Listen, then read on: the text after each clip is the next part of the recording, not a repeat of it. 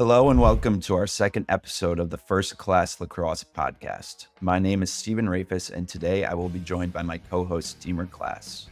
Today we are thrilled to be interviewing Hannah Nielsen, who is in her 8th season as the head coach of the Michigan Women's Lacrosse program. Originally from Adelaide, Australia, Nielsen became the second head coach in the program's history when she was appointed on June 26, 2017. Previously, Nielsen coached at Colorado, Towson, and Penn State. Nielsen played attack at Northwestern, where she was a 4-time national champion, 2-time Thornton Award winner, 3-time All-American, 2-time Honda Sports Award winner, Big Ten Female Athlete of the Year, and has since been inducted into the Northwestern Athletic Hall of Fame. Nielsen has been a member of the Australian national team since 2003, competing for both the U19 team and the senior team. She has played in 7 World Games, winning gold with the senior team in 2005.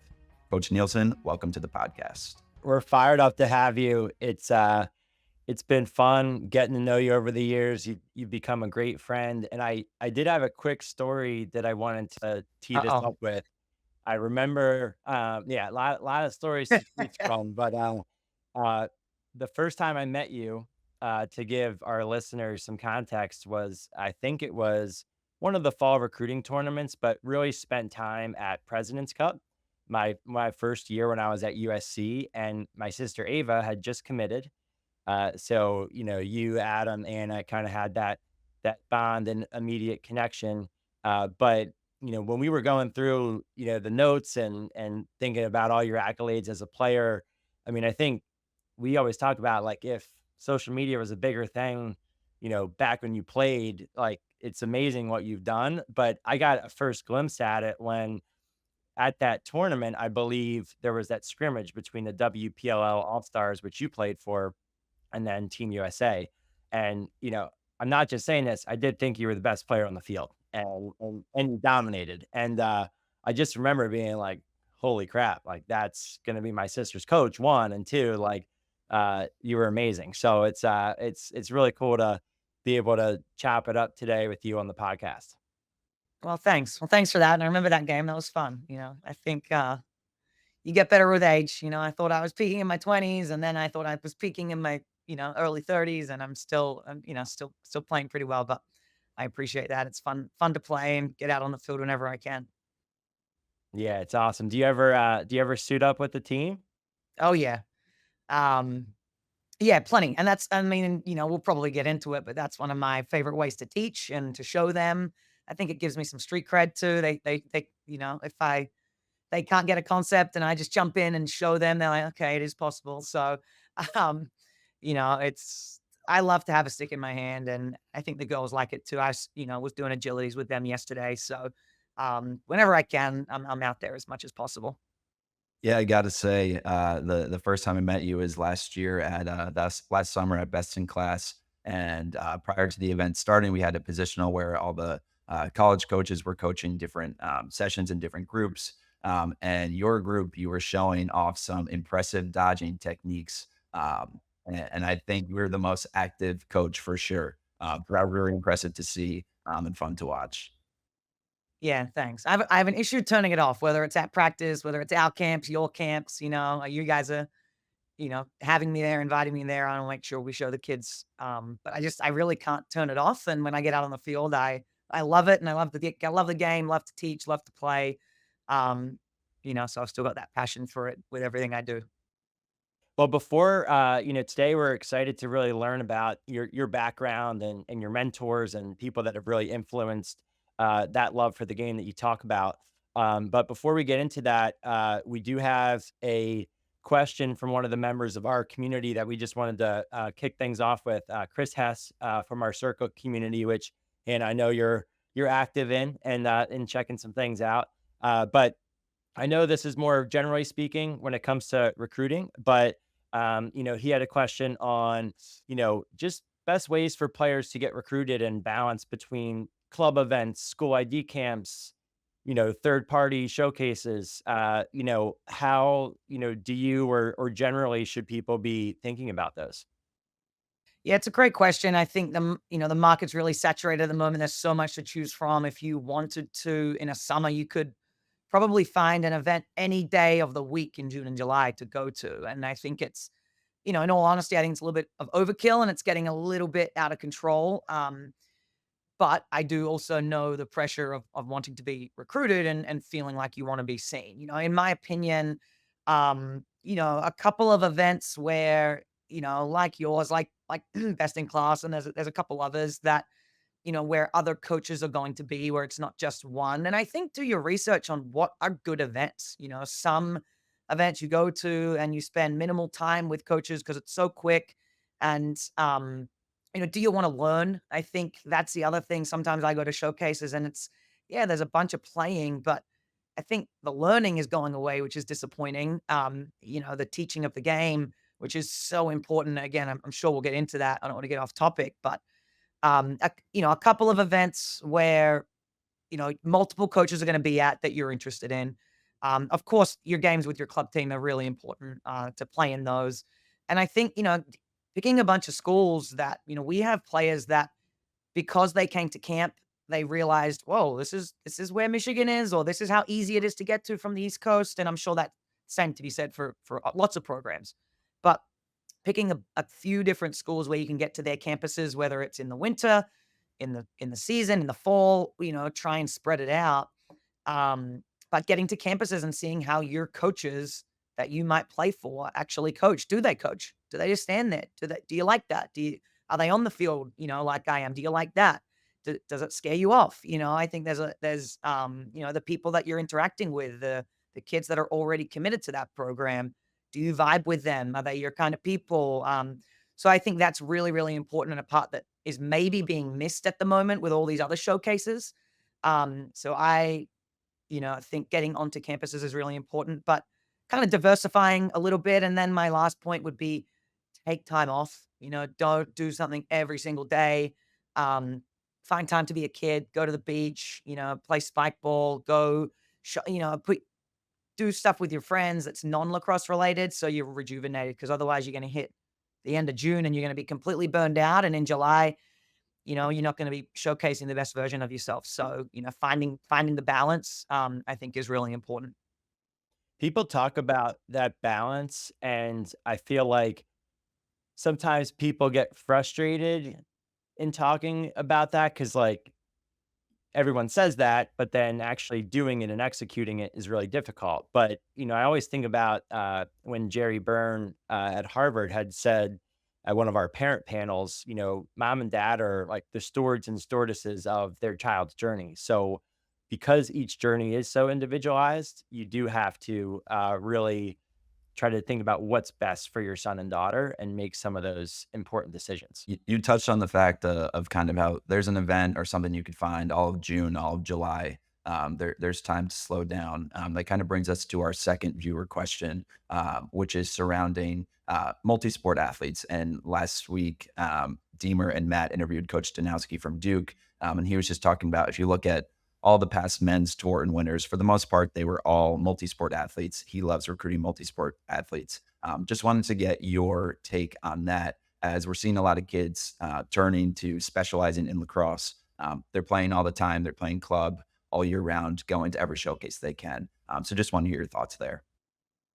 I couldn't agree more. I listened to Coach Janowski's podcast last week, and I've always been a believer in that. I think, you're going to get a lot more out of going and playing a basketball game than you are spending an hour on, a private lesson and footwork, and I think that's, we see that here, players who have played basketball pick up zone concepts quicker. People who have played basketball, or whatever sport. I mean, I'm a big tennis player. I like to play tennis in my free time, and even the footwork of tennis translates to the footwork of lacrosse. And so I played every sport you could think of under the sun growing up, and it kept me fresh for lacrosse. But you learn so much from everything else. So we don't want people to give up their sports. It's tough. The recruiting process makes it hard because if you are playing soccer or field hockey, you might be missing some things. So I think it's okay to prioritize lacrosse, but put the stick down and learn from other teammates and other coaches and other concepts. Um, because I couldn't agree more. I think it translates really well and keeps you fresh, different perspectives, different tactics, and it's only a positive. There's something to be said for not every sport that you play has to be the elite club, and I think that's where I can understand like the gripes around specialization because if you do get on a really competitive women's soccer track and then you're on a competitive women's lacrosse track, like they make you choose early on. But you can still get a lot of the multi-sport benefits from maybe just playing local travel, or taking a step down. Now, obviously, if talent really starts getting diluted, like the talent in rec when I played rec basketball is not maybe what it is, now versus what it was.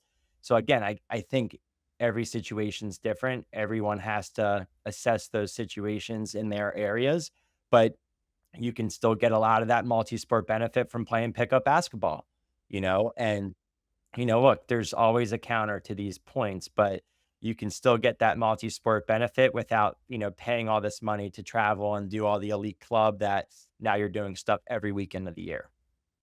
Yeah, and, like, America's set up so differently to how Australia was, like, we would our lacrosse felt like pickup, and so that was, like, we were going out there all the time and just playing pickup lacrosse together because I think and that's kinda something that popped into my head. I think when you do even specialize in lacrosse, everything's so serious, and I was like, "Where's the games where you just kinda go out?" Like, I tell my players here, like, we used to just go out in the backyard or go out to the lacrosse club back home, and, like, a game we would play was just pelt the ball each other as hard as you could and try and catch it. And, like, you learn you could catch the ball here or out there and, like, the or throw the ball as high in the air as you possibly can and see if you can catch it, like, and are we doing that anymore? Because everything's club, and are we going out, or are we, and that brings up social media and phones, and that's going down a rabbit hole. But, yeah, like, just playing things for fun, getting your friends together and going out and playing pickup basketball. I mean, our girls do that here. They'll be like, "We're gonna go play pickup this weekend," and I'm like, "Oh, don't hurt yourself." But that's good for them to get their minds off lacrosse. And so, yeah, I think any exposure to any sport at any level, whether it's tennis with mom and dad, or pickleball with your family, or like I said, even spike ball, like just getting something different where you're active and picking up, you know, different athletic moves and tactics in a different environment is just so refreshing. Yeah, I think you're spot on there. And you bring up kind of your childhood and growing up in Australia. We wanted to ask just what that was like. You mentioned earlier you play multiple sports. When did you get into lacrosse? Did you play multiple sports until you went to Northwestern? Just kind of would love to hear more about that process for you. Yeah, I consider myself really lucky for growing up where I did and how I did. Growing up as in Australia as an Aussie was the best, close to the beach, lots of outdoor activities. So just a really sporting lifestyle, similar to here. But everyone's doing something. And even I think the way that clubs are set up there is it's not just, club sports here are very different. You play club to kind of get recruited. Over there, we have, a club which I still firmly belong to, and there's a clubhouse and there's a pool table and there's a bar, and you go there and it's a social environment, it's a family environment where, you'll practice on maybe a Tuesday and a Thursday, and then afterwards you go into the club for dinner. And then you're playing until like there's 60-year-olds still playing. So that longevity and being able to play, into your 30s, 40s, 50s, the levels obviously change. There's almost like the masters division as you get older. And then my niece is currently playing in the under eights. So that environment and that lifestyle was just, so fun. I played a bunch of different sports, as I said. I mean, soccer, tennis. I actually didn't start lacrosse until I think I was 11, maybe 6th or 7th grade. Played played this game which is not familiar to Americans called netball. It's essentially basketball, but you're not allowed to dribble and there's no backboard. It's actually a very great game. It's like it's a constant give and go. So you talk about learning different skills, like you're not allowed to move with the ball, so you have to pass and then get into a better position. I learned a ton from that. So did gymnastics, like all of that. Just I was an active family, active kid in an active family. So, um, but yeah, when I really kind of transitioned and started prioritizing lacrosse, I gave it all up. Gave up most of my other sports when I was about 13, 14, and started dialing it in on lacrosse. Made first under 19 Australian team. Um, and realized that college was a thing. So I really set my sights on coming over here after I saw a Maryland highlight video that Jen Adams was in. I was like, I want to do that. And then my, world started to center around lacrosse. But as I said, it wasn't ever as serious as it is here. I think we practiced 1 or 2 times a week. We played 1 game a week, and that was it. And on the other days, we chose to go to the club. We chose to go down there and throw the ball around and play pickup with the boys and go to the boys' games and watch them. And, it's just that whole family lifestyle. It made you love it. And I think actually the beauty, probably the last thing I'll say is as a 13-year-old, I was playing with like 25-year-olds. And so lessons I learned very early on was toughness and no one cares. Like I was on the ground, oh my God, like, actually I don't think I ever said pull me, but I learned very quickly there's no crying in lacrosse. And lacrosse is a winter sport. It's gonna be cold, raining, get over it. And I learned a lot from the older people. And I think being able to play out of your age range and play up was a huge part of my success. Um, and a big reason for probably the Aussie success for the Aussies that have been over here. So, um, but no, great upbringing, active family. Just I love sports, and my dad taught me a lot in that capacity. My mom too. Um, so yeah, really fortunate to grow up where I did. Can you talk about, like when you're at the club, you're talking about some of those older players. You talked about Jen, and kind of watching that highlight. Can you talk more about some of the specific people that were there that started teaching you the game, or some of those players that were older than you that were having that influence? Would love to hear more about even some of those stories or lessons that kind of made you think, hey, like I want to do this thing. Like the crazy part about the Brighton Lacrosse Club, you've got myself, Jen Adams, who's head coach at Loyola, Sonia LaMonica, who's the head coach at UVA, all from the same club, all from within 10 minutes from each other, all went to the same high school. And they were, a little bit older than me, but those are the types of people where I didn't know them early in my career when I was a 13-year-old, 14-year-old. But as I got older, I vividly remember Jen coming back and coaching my under 13 team, and then Sonia came back and we played in the A grade team together and won a championship together. So I'm playing with my idols. And I, at that point, was almost like an obsession towards, it was Maryland at the time because that's where all the Aussies went. But anyone that I could look up to, and then, oh my God, they're coming back and I get to meet them and play with them. It was surreal.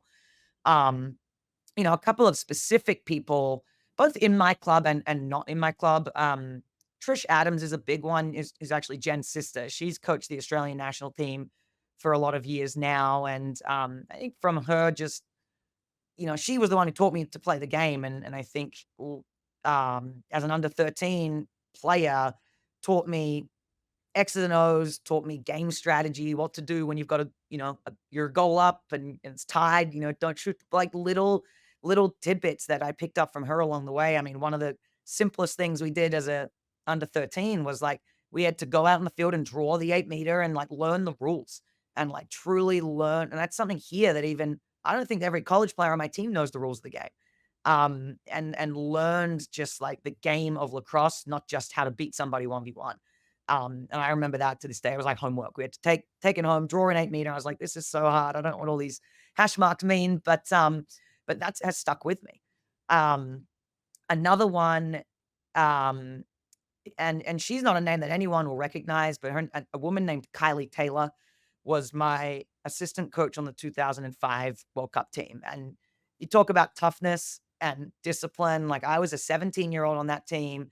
We would get together 3 times a week with the 6 people that were in my state. We're Australian teams, we're scattered all over. So we have to get together, weekly as a group of 6. And those practices are hell. It's just 1v1s and 2v2s and an hour and a half or 2 hours of just 6 people trying to piece together a practice. Um, she could care less how old I was. If it's Sunday morning, 8 a.m. and people turning up to practice, a little dusty, she did not care. It was just you do this and you work hard and you don't complain and you turn up in good shape. And that's where I learned a lot of my work ethic, like playing on that team as a 17-year-old. And again, another name people won't recognize, but Sarah Aston, she was just a 25-year-old.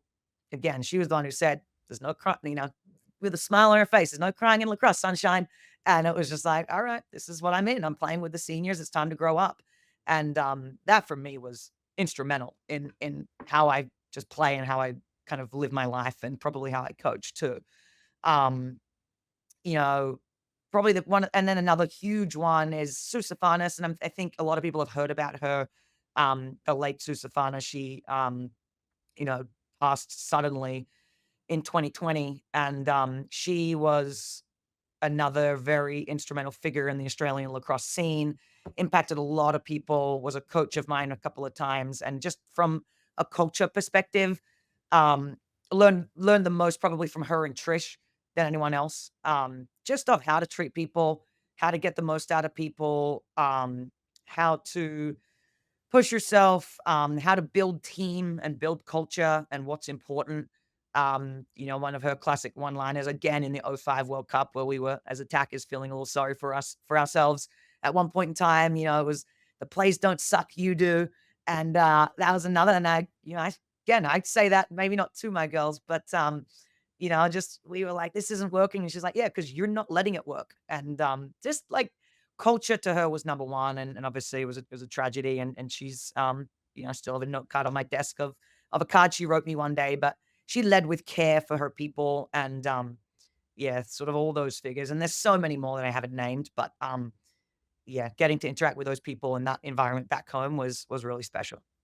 So you mentioned being on the senior team at 17. You also mentioned how Maryland was kind of it for you. That's the teams that you saw. That's kind of how you knew what was going on in the college lacrosse scene. I guess at that time when you were on that senior team, you're 17. Were you already committed to Northwestern? How did that process work of you coming from Australia to Northwestern?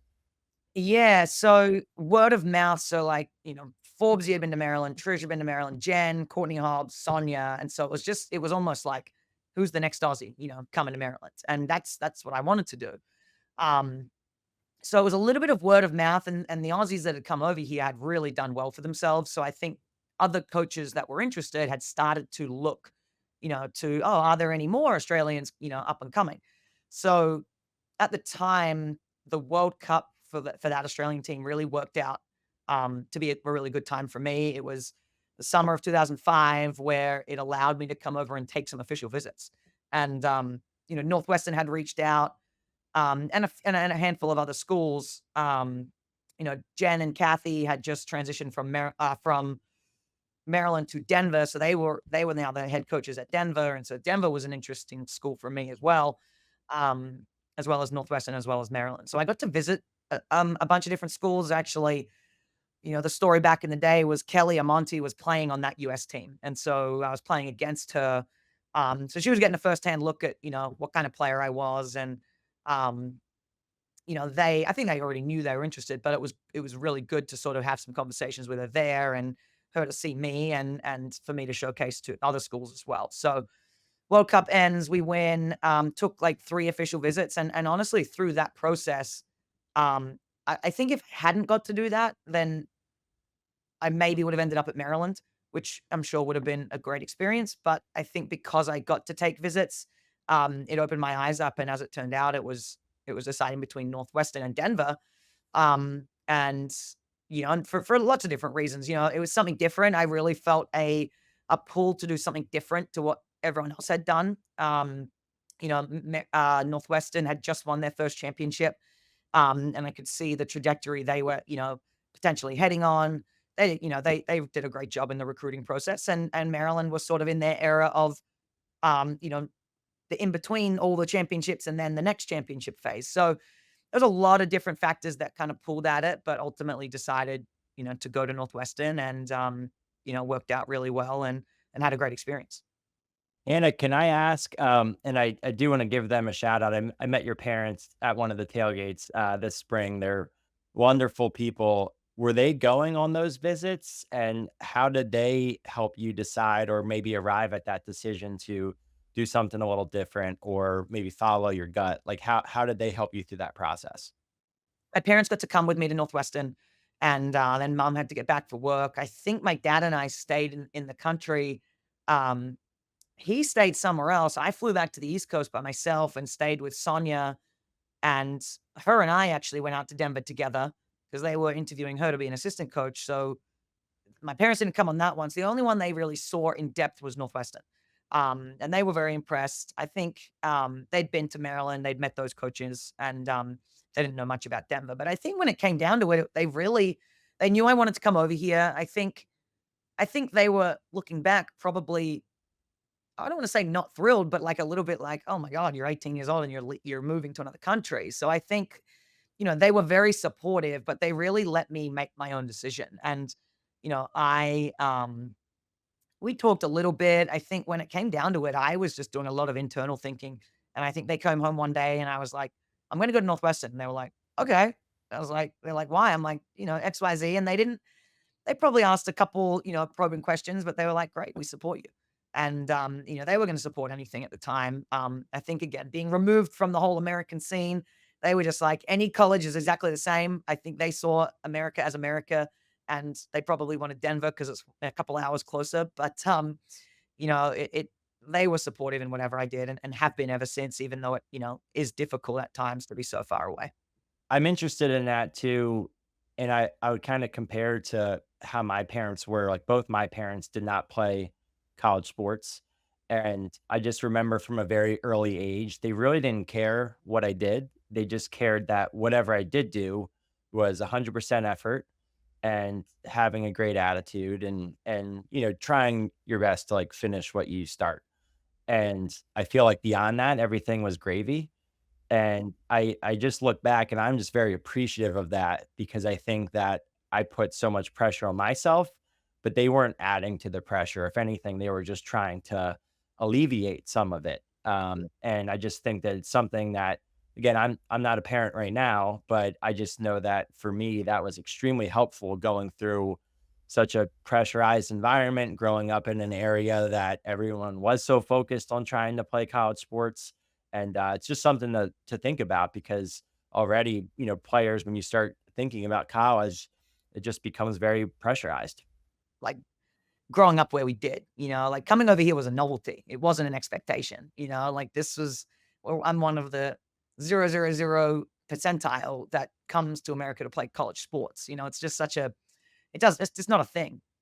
So it was a thing, between some of my friends at the time and my five best friends that I grew up with, or four, excuse me, all ended up over here. One at Maryland, one at Denver, one at Stony Brook, two at Denver, one at Stony Brook, and one at Maryland. So in that era, like it was something relevant for us. But yeah, it was such a novelty. And I think all they cared about that I was happy that, I was getting an academic degree out of it, that would translate into something that would work when I came home.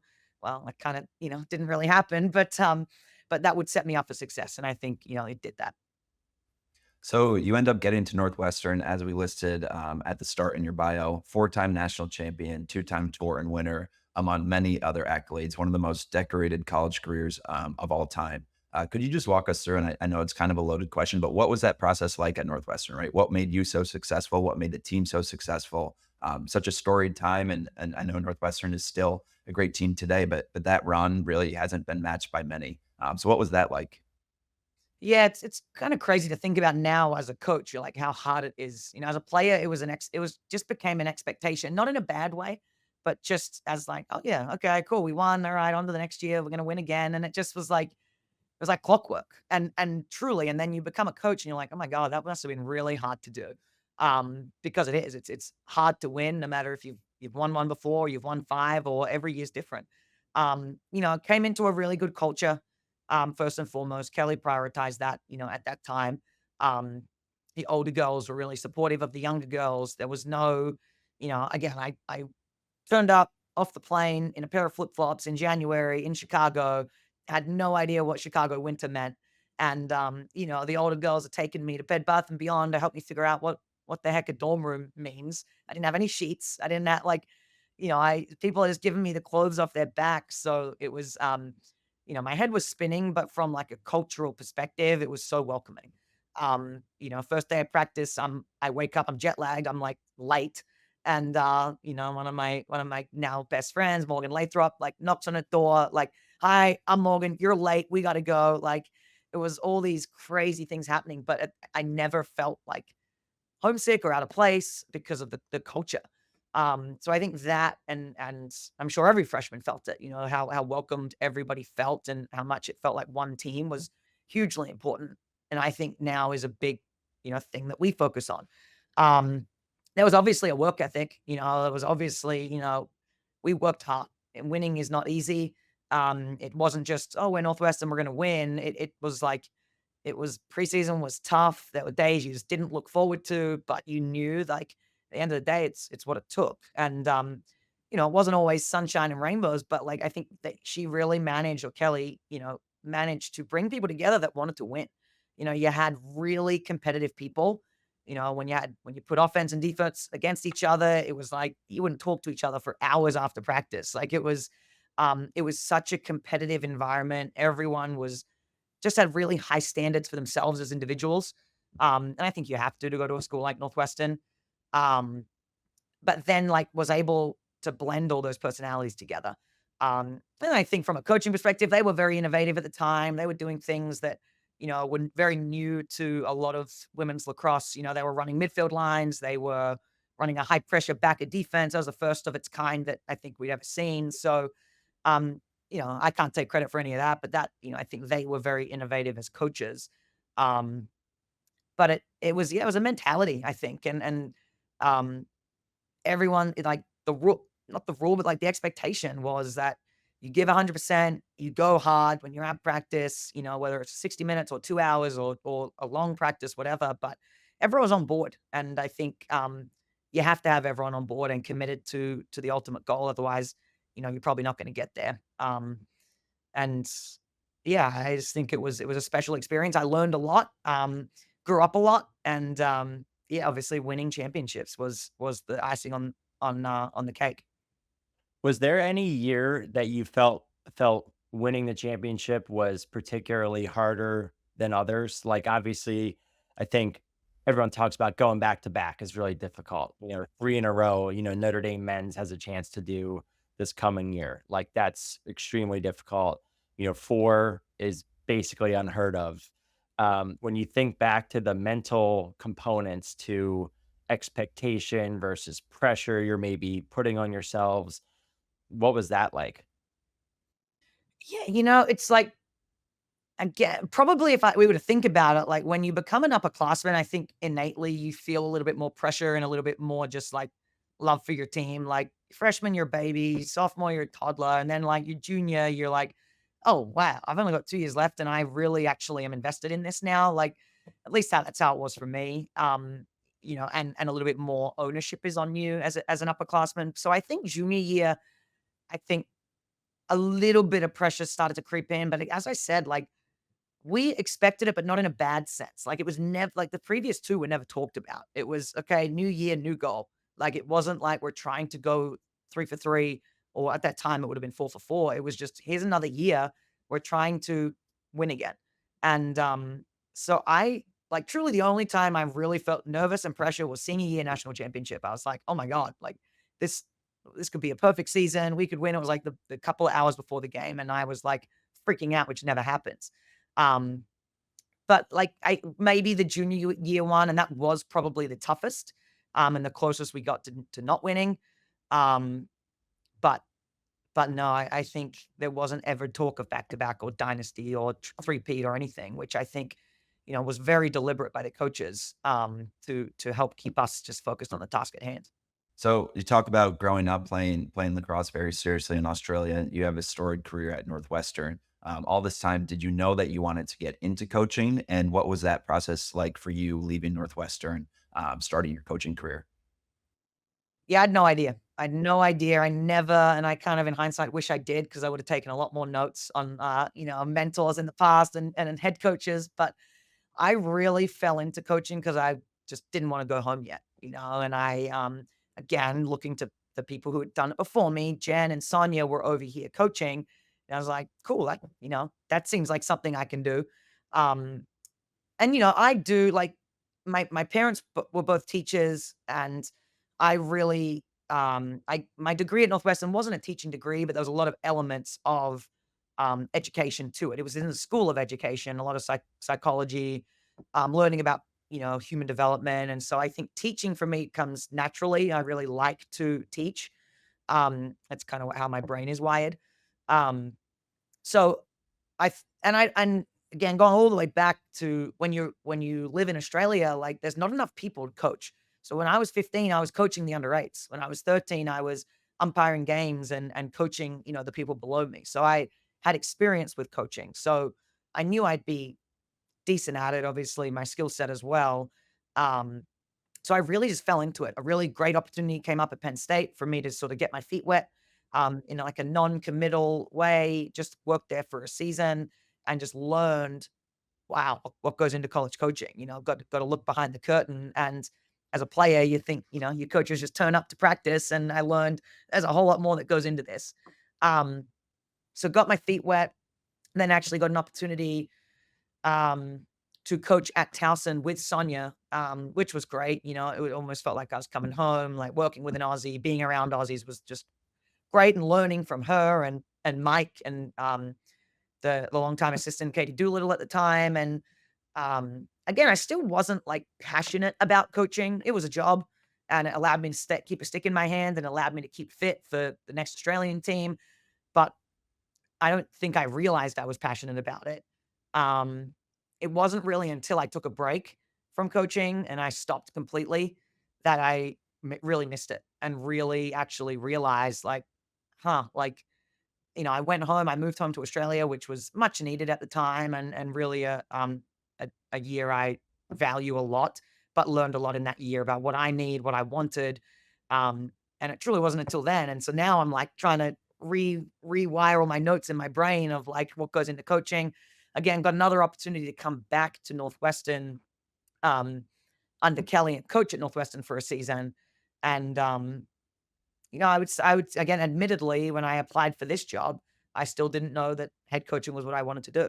I was like, let me throw my name in the hat and see what happens. And I think going through the process of, just putting on paper, what's my philosophy? What will I do? What's my plan of when I get to Michigan, and putting that presentation together, it sparked in me like, I think I kind of want this job and I think I'd be good at it. So, I was never really um, gung ho on being a head coach, but now that I'm here and I think I'm learning to love it more and more over time as well, which has been fun. So you did get that year at Northwestern, when you came back? Yep. Yeah. I got like, it was like half the fall and the spring. So what was that like coming back to your alma mater? Obviously not a long period of time, but go back, you played for Kelly for 4 years, you played against her, now you get to coach with her. You kind of have a new appreciation for coaching. What did you then pick up then that you've like taken with you now? Yeah, I mean, first and foremost, I was really thankful to just reconnect with Northwestern. You guys know when you leave and you no longer have that connection with any class that you played with, it kind of is like, oh, like what's how do I? It's just there's how do I feel a connection to this place? So going back there and just reconnecting with some of that younger age group was really um gratifying. Like, just to get to know them and to inject some of my lessons that I learned and perspective of my time, into them was huge. And so that relationships that I thought that we formed there, was massive. I was really thankful, and I learned a lot from Kelly, just how they work, the hours they put in, how, just even how to cut film, how to code film. What kinds of things are we putting in scouting reports? And then actually giving her some feedback too of, maybe this is a little bit too much information. And just learning that how her and Scott do work. And I think doing it with a different lens of like just paying more attention. Writing, I kept the book, I kept a journal, writing down what I liked, writing maybe what I do differently. And so that was massive. We did some great things there that I brought to Michigan, and just drills and different ways of thinking about the game. And um so that was really special. I got to also work with Tim McCormick, who is the head coach at Johns Hopkins. And him and I have an awesome relationship. We learned a ton from each other. Really thankful for him and his support of me during that time.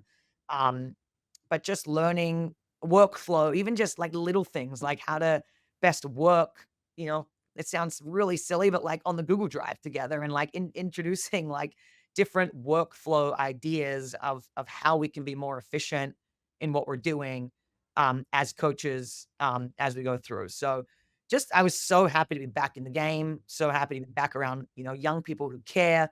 When I went home, I was teaching and I was like pulling my hair out. It was like, this is not for me, but being around, I can teach people if they're really invested in what they're doing. So being around the game of lacrosse was just amazing to be back and just learning and observing and being back at Northwestern, older and not in college was certainly a different lens too. Yeah, you talk about you're kind of putting together your philosophy as you're preparing for maybe the Michigan interview process. It was a program that was struggling a little bit. They were 5-12 the season before you got there. And just your second season as the head coach, you guys went 16-4. You advanced to the first ever NCAA tournament at Michigan. What do you think allowed you to kind of turn it around so quickly? And what was that process like? Yeah, it was all the whirlwinds, and I look back on those years now and I was like, "Oh my God, like what were we doing? Like we were young. We were young. And I do things very differently now. But I think the underlying was just well, first and foremost, I would say surrounding myself with really good people. My staff at the time, and Anna Henneberry is still here as our defensive coordinator. And at the time, it was Adam Sia, who was and still is one of my best friends from growing up, or not from growing up, but from Australia. So we had that relationship. Brought him brought him over from the club world into the women's game. Um, and so surrounding yourself with a great assistant coaches, I think is so important. People you actually want to be around, people you can have fun with. And, you spend a lot of time in these offices together. And we had that dynamic going. Very three my diverse opinions too, I guess you could say. Three very different backgrounds, upbringings, philosophies, and ways of doing things. So that was great to pull it all together and pick out kind of what we wanted. I think what has stayed the course for us is just really focusing on development. We basic structures back then. Me and Adam still laugh. Like we had our first day practice plan for what we had planned for practice, maybe had 5 things on it. I think we got through 1 and we like walked out of practice and we're like, whoa, we're gonna have to really scale back what we're doing. We're doing a simple like dodge down the alley, roll away, hit the middle and just do it the opposite. Like a simple transfer the ball and 2 pass, dodge the opposite direction. And we were just noticing things like how they're holding their stick, how they're not squaring their hips on their dodges, how their footwork is on their dodges. And we're like, well, we can't do anything if we don't break this all down. And that stuck with me. And I think over time, we've dabbled with, how much do we break it down versus how much do we just let them go? Because I think you can go down a rabbit hole. If the ball's in the back of the net, do I really care what the form looks like? Um, and so we've gone back and forth on that. But in that year and in those early years, it was just development. We had a great group of girls. The previous coach did an extremely good job recruiting great people, great families, great athletes. And it was a matter of fine tuning how we did things. And, it was very basic structures, but it has and remains true. Focus on the development, focus on the breaking down of the skill, of the concept, of defensive footwork, and really build it back up. And we watched a ton of film. Film as a tool for development is big for us to this day. Um, and just little by little, we got better and better. And it all kind of fell together. But we don't cut corners, and it's exhausting and it's tiring. And we want to get to step 7, but we make sure that we kind of get through 1 through 6 first. In building off that, you spoke so much earlier in the podcast about your different coaches and your upbringing and the focus on culture, right? And, it seems like, again, from being an outsider, but again, having a sister on the team, that's been something that you guys have been tried and true about since day one as well. And if you have that as a staff, really caring about each other, which you always have, and then that trickles down to the players and the culture piece, it makes it easier to build on those X's and O's. Yeah, and that's a on me, not mentioning culture is probably the biggest thing we had to edit. From an off-field perspective. And again, just making sure people I think Michigan's a great school. There's a lot of distractions, big football, lots of students, lots going on, and certainly I'm all for having a college experience. And I think we needed to make sure we really redefine what the priorities were, and then just how we want it to be. And I think that's what culture is. The way you behave. How do we behave as a lacrosse team?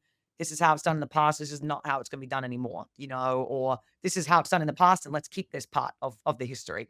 And it was a lot of education too. I surveyed the team of what do I need to know about Michigan? What is the best thing we have going for us, and where are the areas of improvement?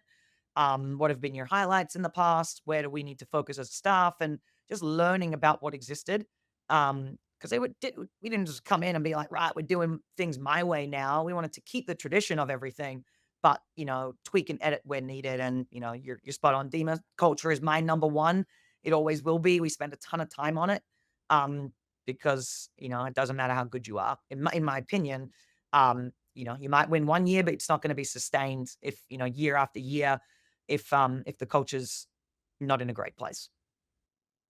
I was doing some research on you and on the Michigan program before this podcast, and I came across an article written by USA Lacrosse highlighting your guys' win over Denver last season. And one of your players was quoted, Kaylee Dyer, just talking about how while she was in the game in the huddle, she looks over at one of her teammates and she was just like, "I'm having such a good time. This is so fun. Like, I'm not worried about the last play. I'm not stressed. We're really just focusing on what's happening right now in the present." And then you were also quoted, I think, saying how, you felt like you couldn't really relax until maybe the last 30 seconds or so. Denver's been a huge rival for you guys and always close games. But is that something that you try and instill in your players? Is that something you've picked up on? I know you guys definitely focus on discipline and you're a phenomenal team and you're talking so much about culture. Is that part of it of also finding a way to be loose and have fun?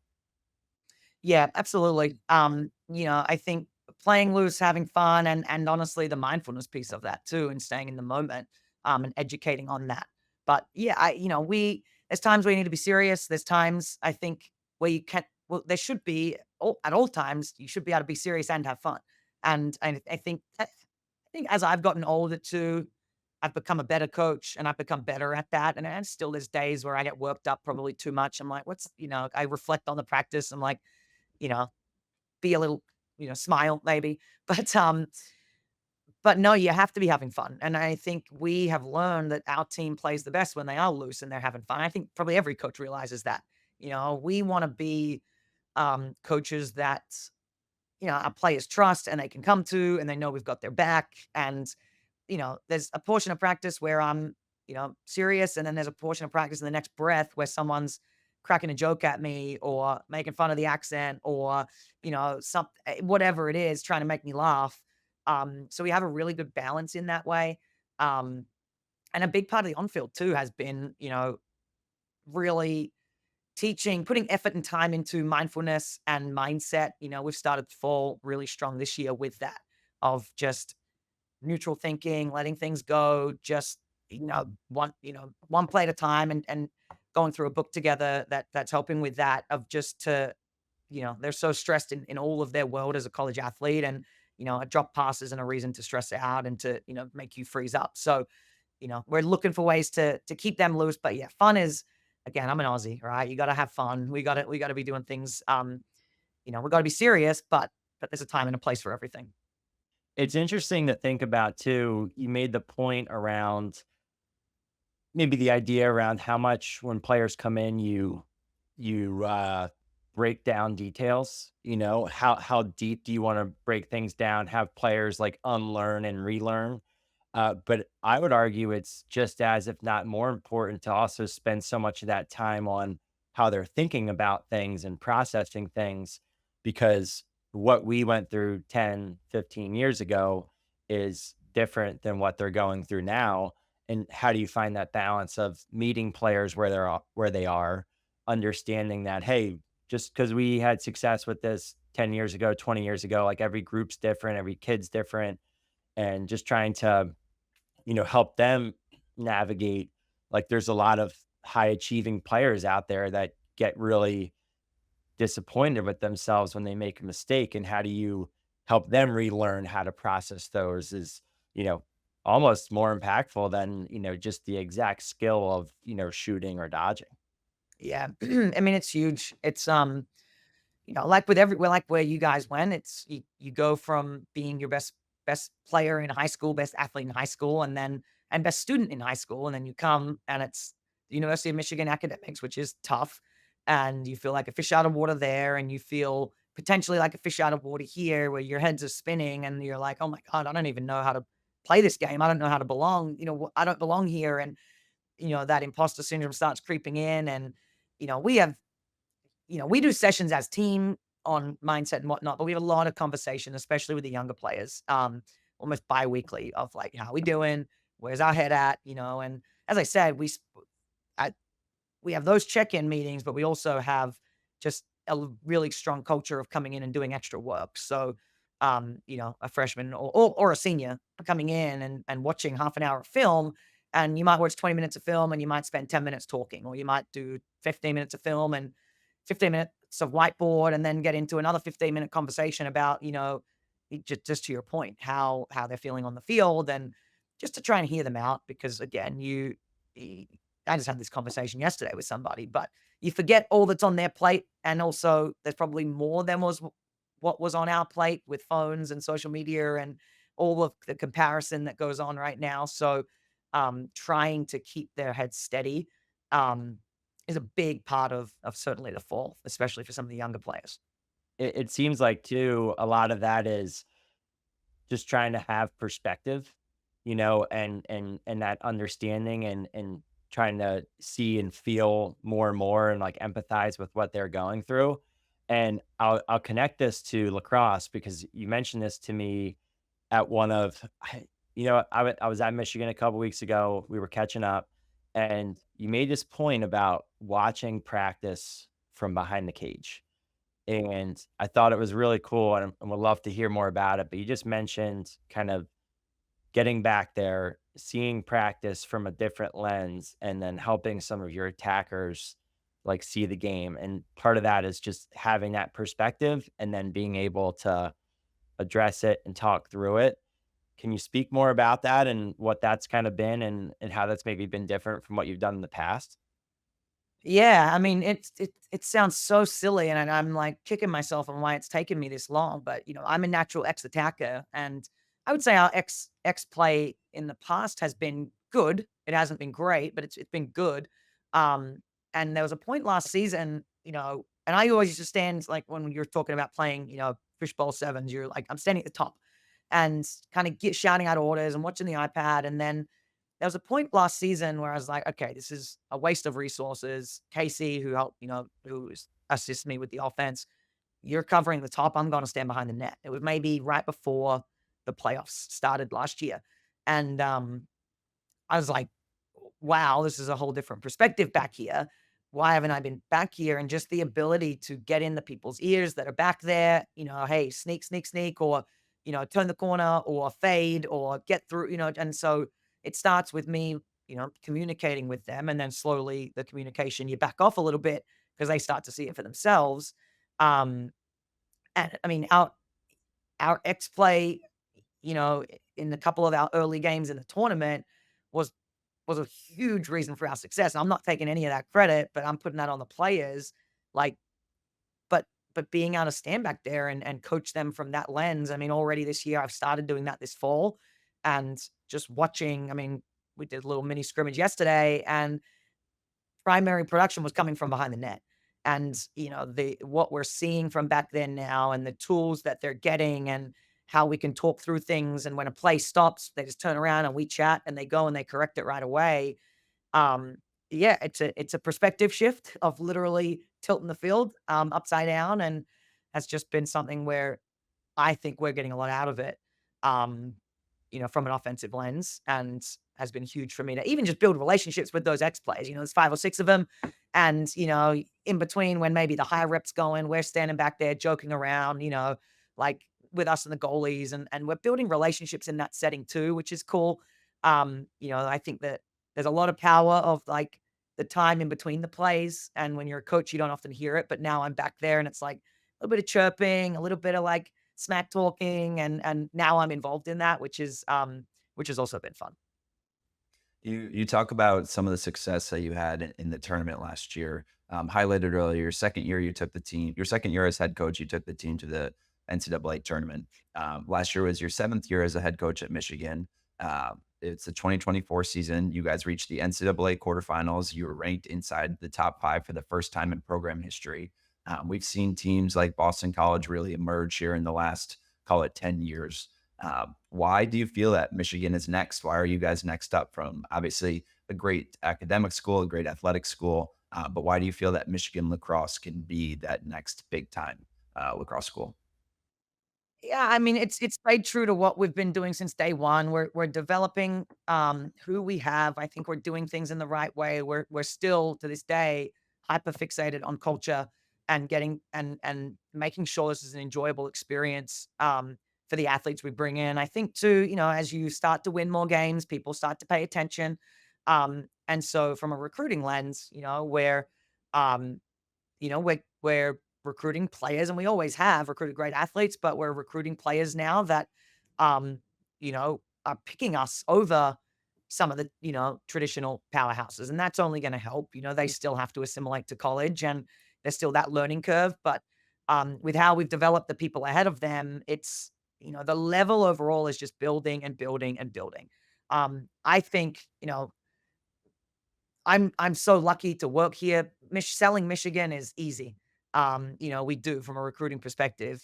We've got the academics and you've got the big time athletics, and from an experience, like a college experience standpoint, you can really have it all. And I think people realize that. But it's the type of people we bring in, and I think that's the challenge now is when we're recruiting, people are starting to pay attention. We got to make sure we get the right people, and we ask the tough questions, and we make sure that we don't sacrifice our culture for somebody that's just gonna come in and put up 50 points. I'm not interested in that. So, getting and maintaining culture and to be in the right spot. But, we're building and they're getting hungrier. And, last year I know the girls, while we were happy with where we ended, we were also disappointed at the same time. We lost a couple of, nail biters in the middle of the season, which we thought we could have had back. And if you take one or two of those, where do we end up? So, the belief within the four walls here is the main thing, and the belief that exists here amongst the team and the support staff and the coaches is that we can go all the way. And I think that you have to have that. If you don't have that, you're never going to get there. So that the girls are interested in working towards it. They know, the senior class this year, they want to go a step further. And that is then just becoming trickling down to the people below them of what the new standard for Michigan lacrosse is. And, I think with the players we're getting, the coaches we have in place, anything's possible. It's truly an amazing place, and just getting to see it and, come to some games and go to some football games. It really checks all the boxes, and then I think one of the differences in general is you can have a great place that checks all the boxes, but if you don't have the culture piece, it might leave more to be desired on the experience, right? And I think, again, I can confidently say that you guys do have that. So, you can really create something special there, and you are, so it's been fun to see that continue to grow and develop. Yeah. Thanks. I appreciate it. We put in a lot of work, and it's rewarding. Your sister's class who just graduated, and your sister's come back for a fifth year, but they were a special group, but every class is different, and every class has a strong connection to this place. But yeah, we're lucky, and the people that recognize that, they're the ones we want here. So, Hannah, shifting gears a little bit, we talked a lot about mentors. We've talked a lot about kind of your upbringing and how you're continuing to, or what's influenced you to get to where you are as a coach. Um, for all the coaches that are listening today, we've even continued to ask, like, how do you continue to learn? How do you continue to push yourself? And what advice do you have for young coaches? How do you keep learning today? How do you keep trying to, develop as a coach and better your craft? Yeah, I'm a lifelong learner. As I said, like I look back on even 2 years ago, and I was like, wow. I didn't know, it's just as a young head coach, and I still think, I'm only in my 8th season. There's so much I don't know, and there's so much that I'm still trying to learn. So, listening first, first and foremost, talking to other Michigan coaches, some of the females, legends that have been here for a long time. I take a lot out of from them, just from a larger broad landscape of just coaching in general. Dealing with admin, decision making, things like that. Um, I love the game. I watch a lot of lacrosse. I went to the box championships a couple weeks ago, and I was just like watching, but also simultaneously like scribbling in my notepad, like this would be a cool drill, or let's turn that play they just did into a drill. Like I love the game, men's, women's, box. I loved watching the box games. It was awesome. Pro, I'm just constantly watching and picking something up, and I think it's almost a problem. I can't watch with just an enjoyment lens. It's almost like, oh, let me note down that set play and add it into the arsenal. But I love watching the game. I love listening to these, things that you're doing and watching and learning from you guys. I think I come to best in class and I'm taking notes on the drills you're doing. I'm using when I go to camps, I'm stealing drills from other people. I'm asking them questions. I'm inquisitive still because we certainly haven't perfected it, and I think you got to be constantly changing. Um, but just yesterday I was on watching a webinar of yours and used a drill that you used in our practice, the day after. So um, there's so much to learn. I subscribe to things online where I just get drills, certainly from the men's game too, because I just think there's a different lens and perspective there. um, Going to the coaches clinics at our conventions and just learning from the young up and coming coaches. And I think too, that helps me figure out, assistant coaches turn over all the time, who are the next up and coming coaches that potentially would be a good fit here if that, I don't, ever was to happen. Because obviously assistants come and go, but and then from a leadership lens, I'm in it's actually an Australian-based company. It's called Alita Connect. It's a, like it's all on Zoom for people around the world, different leaders. So I'm on a bi-weekly chat with someone from Manchester City, someone from he's now whatever the Arizona NBA team is, someone from the Green Bay Packers. So that's all about leadership and just growing in a leadership lens, and learning from others there because again, you kind of get to this position and no one really teaches you how to lead or how to coach. So just picking up things from different people. So it's just picking things, taking what I like, leaving what I don't, and continuously watching and learning and growing. A, because I like it, and B, because it's beneficial to the program. Yeah, that's awesome. I think that's super helpful to hear. Overall, obviously, Deemer's known you for a while, and I, for the first time, met you this summer. And meeting you, I think, much more just on this podcast. I think you have an incredible sense of both confidence, but also humbleness. Right? You're open to learning.